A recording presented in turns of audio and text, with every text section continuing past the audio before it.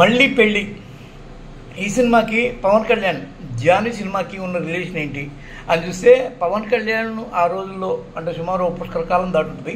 ఆ రోజుల్లో ఆయన తీసిన సినిమా జానీ అనేది మళ్ళీ పెళ్ళి అనేది రెండు పెళ్ళిళ్ళకి సంబంధించిన వ్యవహారాలే.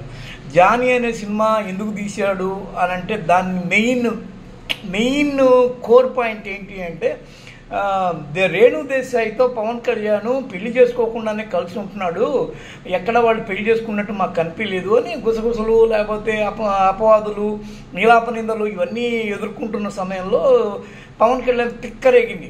గీతా ఆర్ట్స్ వాళ్ళని పిలిపించి అసలు ఆ మాటకు వస్తే నా పెళ్ళి ఒక సినిమా తీసినట్టు ఉంటుంది అనే ఒక రేంజ్లో రెచ్చిపోయి పవన్ కళ్యాణ్ ఏం చేశాడంటే తన అల్లు అరవింద్ తన అన్నయ్యకి అన్నయ్యకి బావమర్ది అయిన అల్లు అరవింద్ పిలిపించి నేను సినిమా తీసి పెడతానా అని చెప్పి తీశాడు. అరే పవన్ కళ్యాణ్ అంటే పెద్ద క్రేజీ స్టార్ కదా, సూపర్ డూపర్ హిట్ అవుద్దేమో అని చెప్పేసి జానీ అనే ఒక సినిమా తీస్తే అది అట్టర్ ఫ్లాప్ అయింది.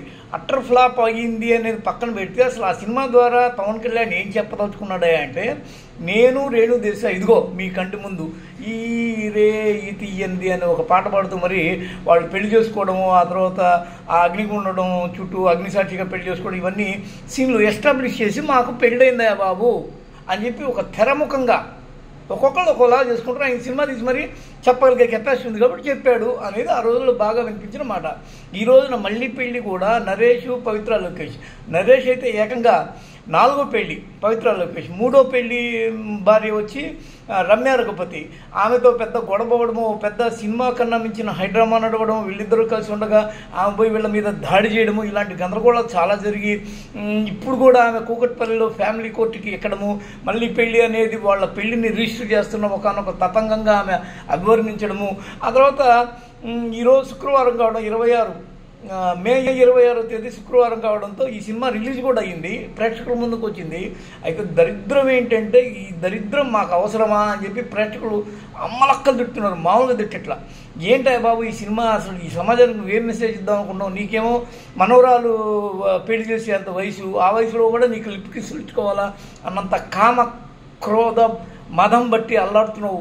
ఆ తర్వాత ఆమె చూస్తే ఏమో ఇటు సెక్స్ పిచ్చి అటు డబ్బు పిచ్చి గల క్యారెక్టర్గా చూపించారు. మీ ఇద్దరు పడగదుల్లో చేసుకోవాల్సిన అష్టదరిద్రాలన్నింటినీ మన నెత్తిమీసి రుద్ది రేపటి రోజున యూత్కి మీరు ఏం మెసేజ్ ఇద్దామని అలాగే మీరు కూడా చెడుకోండి, ఇష్టారాజ్యంగా పెళ్లిళ్ళు చేసుకోండి, 3, 4, 5 పెళ్లిళ్ళు చేసుకొని సమాజాన్ని భ్రష్టు పట్టించండి అని చెప్పి పెళ్లి చేయడం ఎందుకు, అసలు ఈ నిర్మాతకు బుద్ధి లేదా, ఇలాంటి పాయింట్ని తెర మీద తెస్తాడా, ఈ సినిమాని పైపెచ్చు ఇలాంటి సినిమాని నీతిమాలిన సినిమాని 600 భాషల్లో రిలీజ్ చేసే అంత కెపాసిటీ ఉందని నరేష్ చెప్పడాన్ని బట్టి చూస్తుంటే మాకే అసహ్యంగా ఉంది. కృష్ణ, విజయ నిర్మల, మహేష్ బాబు ఇప్పటి వరకు ఘట్టమనేని వంశానికి కావచ్చు ఆ బ్రాండ్ ఒకదాన్ని క్రియేట్ చేస్తే ఈ నరేష్ అనేవాడు వచ్చి ఆ బ్రాండ్ వాల్యూ మొత్తాన్ని దిగజారుస్తున్నాడు. ఇలాంటి దిగజారుడు పనికిమాల చవటదద్దమ్మ సినిమాలు అవసరమా? అసలు దీని ద్వారా ఏం నీతి చెప్తున్నారు? ఆ వయసులో అంత కామ పిశాచంలాగా పట్టి పీడించడం ఏంటి ఈ ప్రపంచాన్ని? మీరు చేసుకుంటే ఏదన్నా ఉంటే మీరు లోపల చేసుకోవచ్చు కదా, మీ పర్సనల్ లైఫ్ని ఇక్కడ ఎవడు ప్రశ్నించడు. మీకు హక్కు ఉన్నప్పుడు చేసుకోవచ్చు, మీకు అడ్డంకులు ఉన్నప్పుడు వాటిని కోర్టులో తెలుసుకోవచ్చు. ఇప్పుడు రమ్య రఘుపతి ఫ్యామిలీ కోర్టులో వేసింది, ఆమెకి సమాధానం చెప్పుకోవచ్చు, ఆమెను లేకపోతే సెటిల్ చేసుకోవచ్చు, ఆ తర్వాత మీరు పెళ్లి చేసుకోవచ్చు. ఈ లోపల ఆగకుండా మీరు ఒకరికొకరు కలిసి ఉండడం కాకుండా దాన్ని ఒక సినిమాగా తీసి ఈ సినిమా తీసిన ఎంఎస్ రాజు అనుకుంటా సినిమా తీసిన ఆ నిర్మాతకు కూడా బుద్ధి లేదు, ఆ సినిమాలో నటించిన మీకు బుద్ధి లేదు, అసలు ఏం చెప్దాం అనుకోండి ఇది ఒక సినిమానా అని చెప్పి ప్రేక్షకులు చాలా తీవ్రంగా తిడుతున్నారు. అయితే దీనికి జానీకి మనం పోలిక పెట్టి మాట్లాడుతున్నాం కాబట్టి జానీ సినిమా చాలా బెటర్. అందులో ఇలాంటి కామ పిచ్చి ఉండడము, లేకపోతే మద పిచ్చి ఉండడము, డబ్బు పిచ్చి ఉండడము అనే పాత్రల చిత్రం దానిలో ఉండడు. చాలా సాత్వికంగా పైపెచ్చి దానిలో ఉన్న కొన్ని పాటలు కూడా చాలా మెసేజ్ ఓరియంటెడ్గా ఉంటాయి. ఈ క్రమంలో చాలా క్లాసిక్లుగా తీద్దామన్న ఒక తాపత్రయంతో డైరెక్షన్ చేసుకున్నాడు ఎవరైతే పవన్ కళ్యాణ్.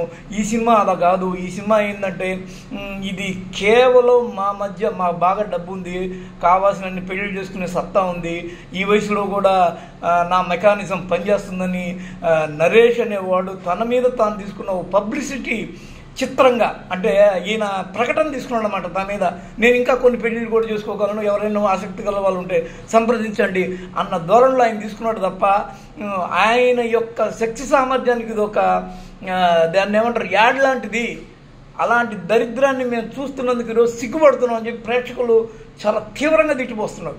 ఇలాంటి సినిమాలు రిలీజ్ అవ్వడం అవసరమా? జానికి ఈ సినిమాకి మీరు దయచేసి లింక్ పెట్టద్దు అన్న ధోరణిలో మాట్లాడిన వాళ్ళు కూడా ఉన్నారు. ఇది పరిస్థితి. నరేష్ గారు గుర్తించండి. అది ప్రేక్షకుల నుంచి వినిపిస్తున్న మాట. హాయ్ ఫ్రెండ్స్, మా టుడే టుమారో యూట్యూబ్ ఛానల్ చూస్తున్నందుకు చాలా థ్యాంక్స్. మరిన్ని లేటెస్ట్ వీడియోస్ కోసం వెంటనే సబ్స్క్రైబ్ చేయండి. అలాగే ఈ బెల్ ని కూడా రింగ్ చేసేయండి. మా నోటిఫికేషన్స్ అన్ని మీ మొబైల్లో వస్తాయి.